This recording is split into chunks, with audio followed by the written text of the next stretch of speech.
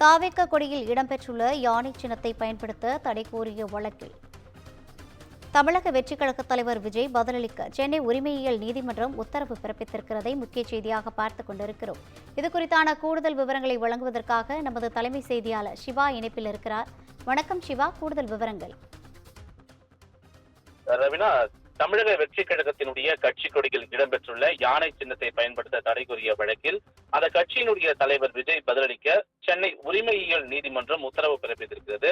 இது தொடர்பாக பகுஜன் சமாஜ் கட்சியினுடைய தமிழக பொதுச் செயலாளர் பெரியார் அன்பன் என்கிற இளங்கோவன் சென்னை உரிமைகள் நீதிமன்றத்துல மனு தாக்கல் செய்திருந்தார்.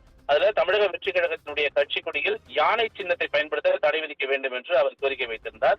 இந்த மனு சென்னை உரிமையியல் நீதிமன்ற நீதிபதி சக்திவேல் முன்பு விசாரணைக்கு வந்தபோது அப்போது பிஎஸ்பி தரப்பில் ஆஜரான வழக்கறிஞர் ஆனந்தன் பகுஜன் சமாஜ் கட்சி தேசிய கட்சியாக அங்கீகரிக்கப்பட்ட கட்சி என்றும் அந்த கட்சிக்கு யானை சின்னம் ஒதுக்கப்பட்டுள்ளதாகவும் இந்த சின்னத்தை அசாம் தவிர மற்ற மாநிலங்களில் பகுஜன் சமாஜ் கட்சி மட்டுமே இந்த சின்னத்தை ஒதுக்கீடு செய்யப்பட்டு அதன் தேர்தலை எதிர்கொண்டு வருகிறது என்றும் வாதத்தை முன்வைத்திருந்தார்.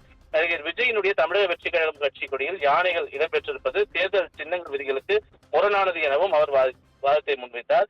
ஏற்கனவே இது தொடர்பாக தேர்தல் ஆணையத்திற்கு புகார் அனுப்பிய போது தமிழக வெற்றி கழகம் கட்சி இன்னும் தேர்தல் ஆணையத்தில் பதிவு செய்யப்படவில்லை என்றும் பதிவு செய்யும் போது இது தொடர்பாக முடிவெடுக்கப்படும் எனவும் தேர்தல் ஆணையம் தெரிவித்ததாக குறிப்பிட்டிருந்தார். இதனையடுத்து ஏப்ரல் 29ஆம் தேதிக்குள் தமிழக வெற்றி கழகத்தினுடைய அந்த கட்சியினுடைய தலைவராக இருக்கக்கூடிய விஜய், பொதுச் செயலாளர் சுசி ஆனந்த் ஆகியோர் பதிலளிக்க உத்தரவிட்ட நீதிபதிகள் இந்த வழக்கின் மீதான விசாரணையையும் ஏப்ரல் 29ஆம் தேதிக்கு ஒத்திவைத்திருக்கிறார்கள். ரவினா,